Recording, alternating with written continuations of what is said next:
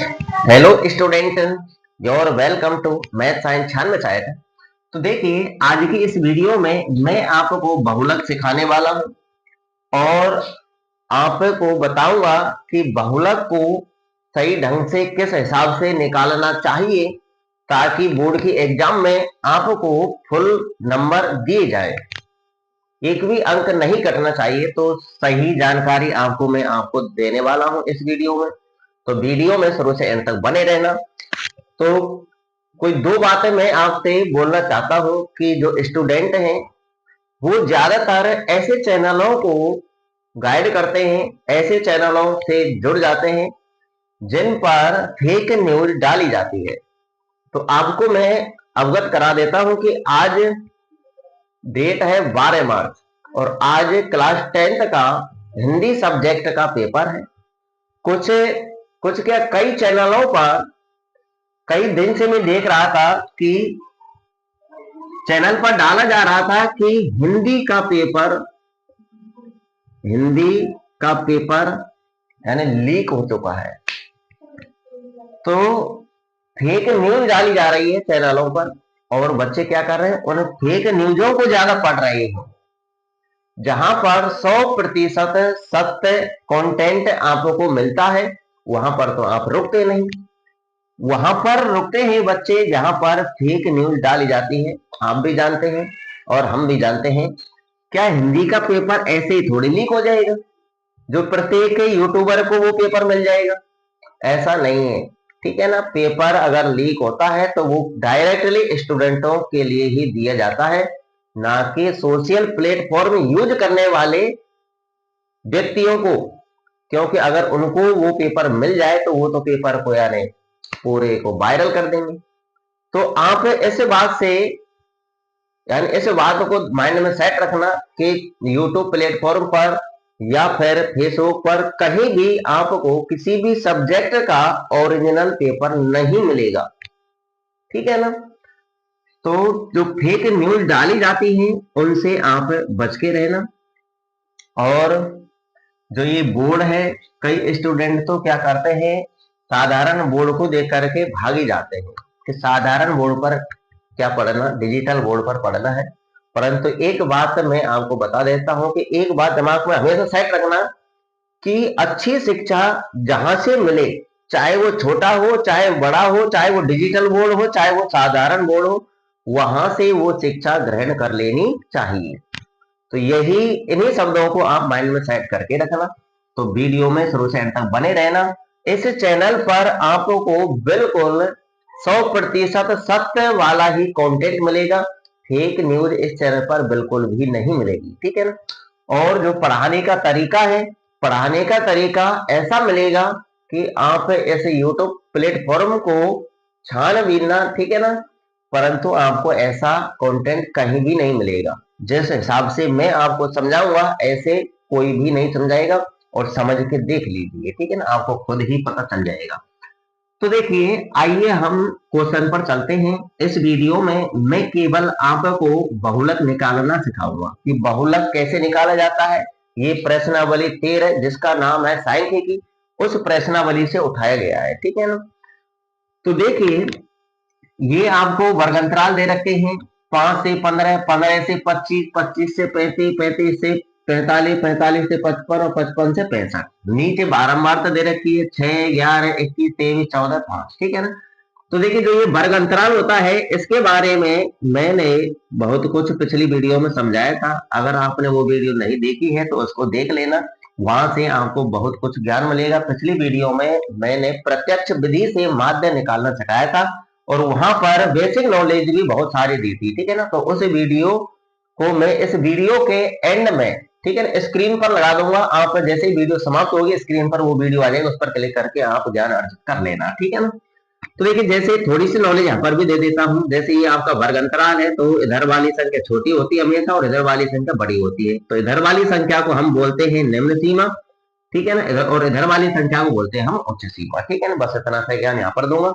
अब देखिए, बहुलक निकालना कैसे है। आपको आपको क्या करना है, वर्ग अंतराल को और बारंबारता को ऐसे स्तंभों में लिख लेना है, ठीक है ना। जैसे मैं यहाँ पर लिख रहा हूं वर्ग अंतराल, वर्ग अंतराल ऐसे, और इधर साइड में लिखनी है बारंबारता। बारंबारता को हम एफ से प्रदर्शित करते हैं। किससे प्रदर्शित करते हैं? एफ से, ठीक है ना। तो देखिए वर्ग अंतराल लिख लेते हैं, क्या है 5 से 15, तो इसकी बारंबारता है 6, तो इसी के सामने लिखना है, ठीक है ना। 15 से अगला वर्ग अंतराल है 15 से 25, तो इसी के सामने इसकी बारंबारता लिख देनी है 11। तो 25 से 35 इसकी बारंबारता है कितनी? वो 21, ठीक है ना।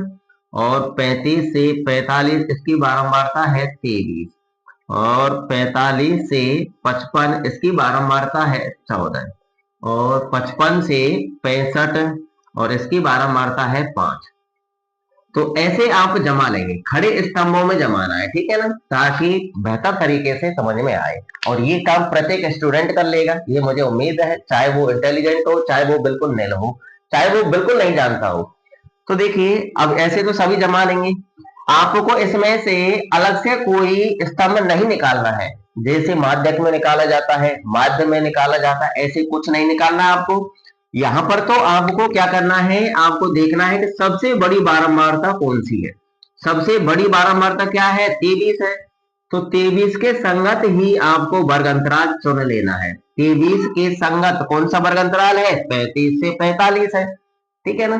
तो यही है ना। तो आपको यहाँ पर एक थोड़ी सी हिंदी लिखनी है, तरीके से करना है आपको, ताकि एग्जामिनर भी उस आपकी कॉपी को देख करके संतुष्ट हो जाए और आपके फुल अंक दे, ठीक है ना। तो थोड़ी सी हिंदी लिखनी है। हिंदी लिखनी कैसे है?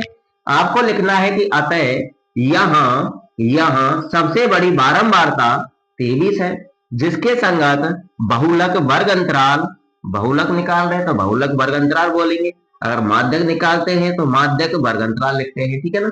तो बहुलक निकालना तो हमको लिखना है कि जिसके संगत बहुलक वर्ग अंतराल 35 से 45 है, ठीक है ना। तो ऐसे आपको हिंदी लिख देनी है।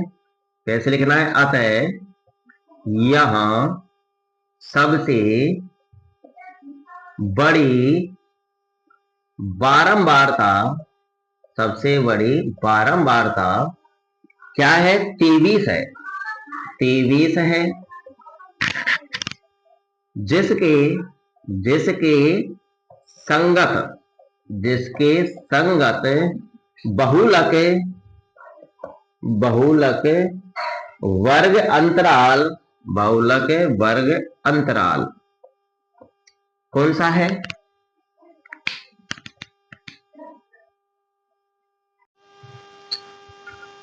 देखिए जिसके संगत बहुलक वर्ग अंतराल क्या होगा? 35 से 45, ठीक है। तो यहां पर लिख देना है जिसके संगत बहुलक वर्ग अंतराल 35 से 45 है, ठीक है ना। इतना आपको हिंदी लिख देना है, ठीक है ना। अब इतनी हिंदी लिखने के बाद अब आपको बहुलक का सूत्र लिखना है। तो देखिए बहुलक का सूत्र, बहुलक बराबर, तो यहाँ पर मैं सूत्र लिख रहा हूं बहुलक का, आप याद कर लेना। तो प्रत्येक स्टूडेंट को गणित के सभी सूत्र याद होने चाहिए, ठीक है ना। तो बहुलक बराबर L प्लस ऊपर कोष्टक में F1 माइनस F0 बटे में 2F1 minus F0 minus F2 और इनटू में H। सूत्र लिख दिया। अब यहाँ पर ये सभी मान जमाने हैं, L का, F1 का, F0 का, F2 का, H का। तो ये सभी मान कहां से आएंगे? सभी मान आपको यहाँ से मिलेंगे, ठीक है। चलिए देखते हैं कौन कौन सी मान है। तो जो ये सबसे बड़ी बारंबारता है ना, ये सबसे बड़ी बारंबारता जो होती है यह F1 का मान होती है, ठीक है ना। किसका मान होती है? F1 का। तो इससे ऊपर वाली जो संख्या होगी वो F0 होगी, ठीक है ना। 23 से ऊपर वाली संख्या है 21, तो ये F0 का मान, और इससे नीचे वाली संख्या आपकी F2 होगी, ठीक है ना। ये F2 का मान होगा 14। तो F0, F1, F2 के मान से आप परिचित हो गए। सबसे बड़ी संख्या F1 का मान होगा, उससे ऊपर वाली संख्या F0, उससे नीचे वाली संख्या F2 का मान होगा, ठीक है ना। इतना क्लियर।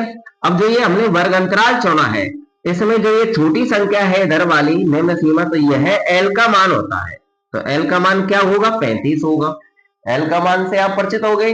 अब एक मान रहा है H का मान। H ये वर्ग अंतराल होगा। यहाँ हम देखिए कि कितने कितने का अंतर है सभी वर्ग अंतरालों में।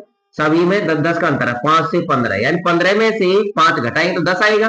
25 में से 15 घटाएंगे तो 10 आएगा, 35 में से 25 घटाएंगे तो 10 आएगा, तो h का मान है 10। ठीक है ना, h का मान कितना है 10, वर्ग अंतराल है h का मान।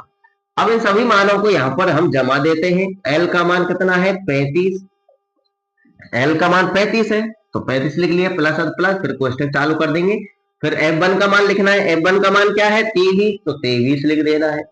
फिर माइनस है तो माइनस लगा लेंगे, f0 है तो f0 की जगह पर f0 का मान लिख देना है 21, चलिए 21 लिख देते हैं। फिर बटे में 2f1, तो 2 का गुणा f1 से हो रहा है तो 2 का गुणा आपको f1 के मान से करना है, तो f1 का मान क्या है 23, तो आपको 2 गुणा f1 का मान लिख देना है 23। ठीक है ना, फिर माइनस का चिन्ह लगाना है, फिर आपको f0 का मान लिखना है, f0 का मान ये रहा 21, फिर माइनस का चिन्ह है, फिर f2 का मान लिखना है, f2 का मान है कितना 14, तो 14 लिख देंगे।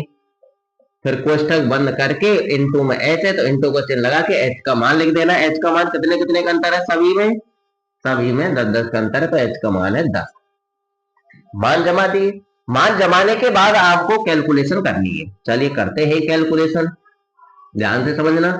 इसमें कुछ नहीं करना, आपको कैलकुलेशन इधर करनी है, ये तो आपको साथ में लेके चलना है बस। ठीक है, तो 35 प्लस, अब 23 में से 21 घटाना है, 23 में से 21 घटाएंगे 2 बचेंगे, चलिए 2 लिख दिया। अब इनका गुणा कर लेना है, 2 गुणा 23 हो रहा है, तो 23 गुना कितना होगा 46 होगा, 46 लिख दिया। ये माइनस 21 और ये माइनस 14, ये माइनस माइनस संख्या है, ये आपको जोड़नी है पर रहेंगी माइनस की। ठीक है ना, तो 21 और 14 कितने हो जाएंगे 35 हो जाएंगे, कितने हो जाएंगे 35, तो 35 लिख देंगे। और इनटू में h का जो मान है 10, वो आपका ज्यों का त्यों रहेगा। अगली स्टेप देखिए, करना क्या है 26 में और 46 में 35 घटा देना है, तो 35 तो ये आपका ज्यों का त्यों ही रहेगा।